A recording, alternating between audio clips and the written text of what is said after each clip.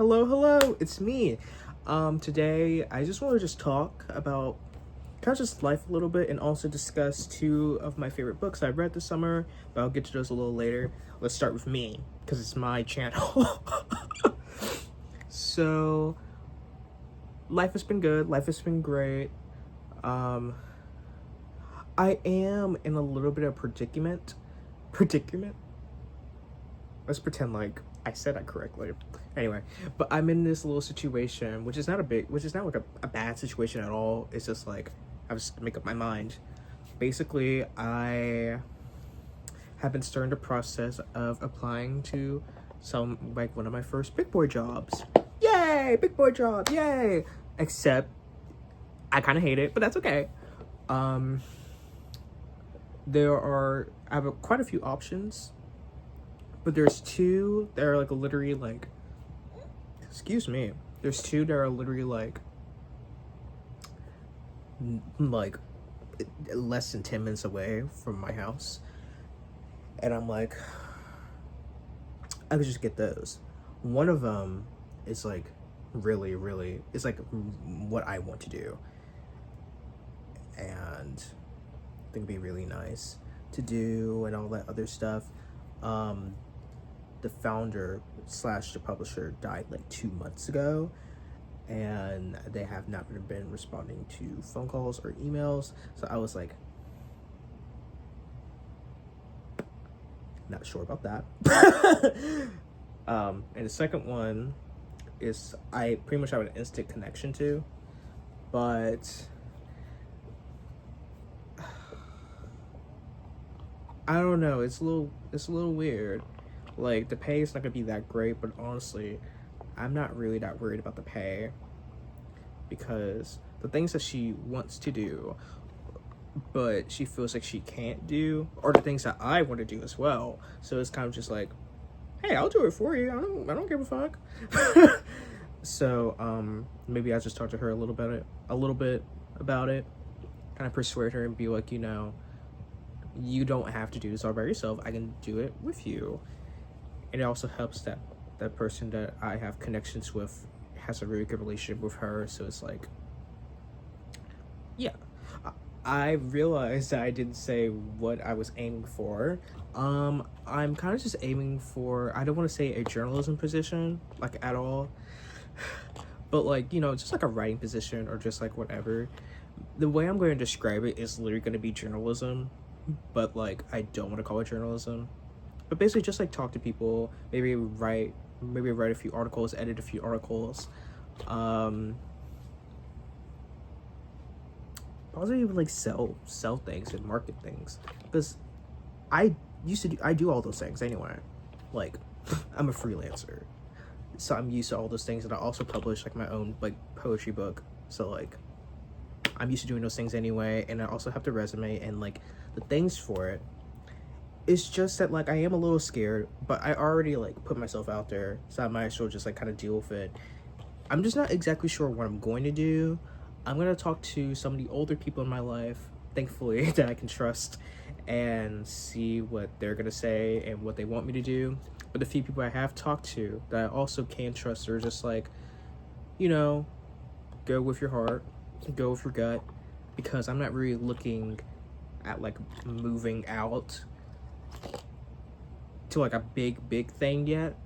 I just don't think I'm ready for that. I think I'll be ready for that in a few years, but right now I'm just looking for something to like build up my resume, also make some decent money, and then when the time comes for me that I'm like, okay, I'm ready to do like a really big thing, like it's aiming to the next level, then like I have everything I need and I could just immediately go for it and I don't have to wait on anything.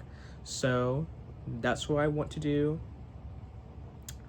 Hopefully that all works out. It should, though. It should work out. But like, hopefully it all works out. I'm gonna manifest that it does, and I'm also gonna put the work in to make sure it does. So it's just a little tedious and a little complicated-ish right now. But also I might just be being over dramatic. Me over dramatic, who would have thought? But yeah, outside of that, I think life has been good. I just kind of just been doing my thing and writing and freelancing, and started doing like actual sketching and art a little bit again, which I haven't done in like years. And I was like, I'll try it out, and I did. And I'm like, you know what? I might like pick it up a little bit again. Not a lot, but just a little bit. So that's been fun. Either today or tomorrow, I'm supposed to be going out with one of my friends to like this really like cool like loungy bar, which I never heard of before, but it's a little expensive, but it looks really nice. So I'm excited. Yay! Now, off to the two books I want to discuss. We got The Chocolate War by Robert Comier and The Color Purple by Alice Walker.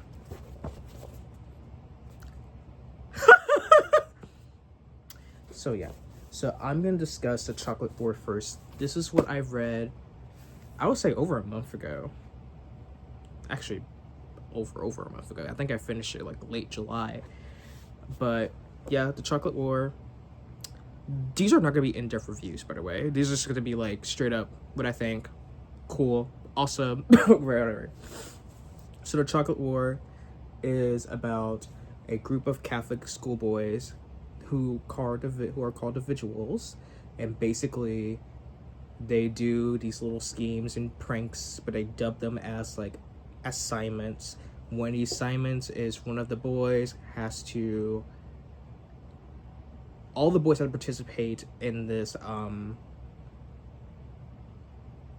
chocolate sale, the Chocolate War. And one of the boys has to be like, I don't want to do it. I'm going to tell the teacher I don't want to do it, so I'm not going to fucking do it. And basically, the prank goes on for a little too long, and it starts causing a war, such a revolution, and Riri starts questioning, why are we doing these things that we don't want to do? How about we fight for our rights of not doing these dumb things that aren't important to us? And we have free will. We can do whatever the fuck we want, so why not fight against it? However, when you do think about things like that, you have to deal with the consequences of those actions. And since the boy named Jerry, he fought against the universe, which is one of the main quotes of the book, being like, do you dare fight against the universe? He does, and repercussions happen. And it's this whole thing of just like, it's basically like a commentary of just like victimhood and like cult mentality. And it honestly reminds me of things that are happening like today, and things that I've seen people, well, seen boys specifically experience when I was growing up, and I'm also seeing experience today with like the alt-right pipeline and all these other things. And I think it's very interesting of just like, why do you choose to follow these guys just because they said so? Fight what you think was right, do what you gotta do, and all that stuff. I'm not making sense, but I should probably do a better in-depth review of this. But honestly, number one, no one's watching this, and number two, you're not here for this. So, long story short, if you know any like young boys, young teenagers, or just boys in your life, 10 out of 10 I recommend this book. It came out in the early 1970s, but like I said, it's very relevant to this day. Like, I think it's a really good commentary of just like, boys will be boys, but why should boys be boys? Why is that such a thing? And the language is so spot on. Love it, love it, love it.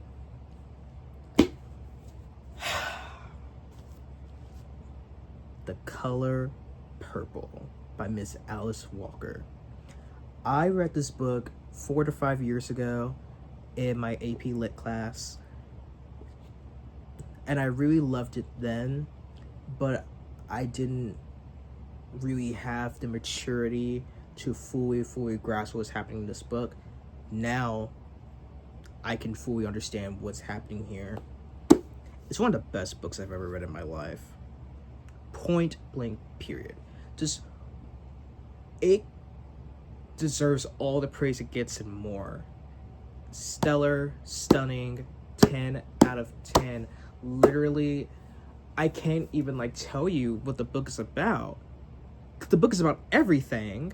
It's about racism, misogynoir, sexuality, queerness. Like,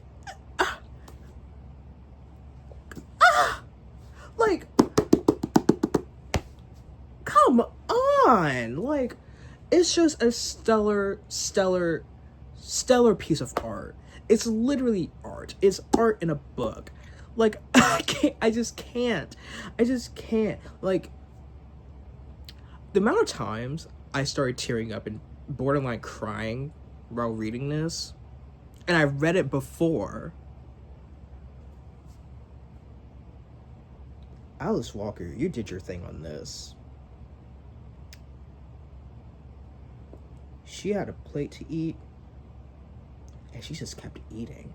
Not only did she eat her plate, she ate her mama's, her daddy's, her sister, her brother's, her son, her daughter, her uncle, her nephew. Literally every single goddamn plate in the fucking county. Not even county, the goddamn plate in the goddamn state she ate. She ate. What else can I say about The Color Purple? I felt like that was so unfair.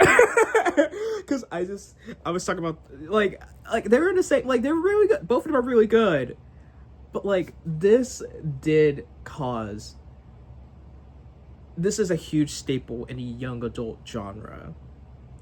But this is literally known as one of the best books, one of the best pieces of literature of all time. So I feel like it was an unfair comparison. But I love them both. I truly do. And actually, despite how much I love The Color Purple, I will probably be reading I'll probably reread The Chocolate War more often than I read The Color Purple. Because The Color Purple is draining.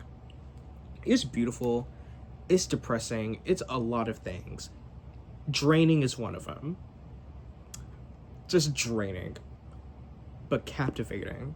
Could I get my eyes off the book? But this one, I love it though. It's, like I said, it's like just a commentary of just like teenage boys and like this whole like cult mentality that teenage boys go through.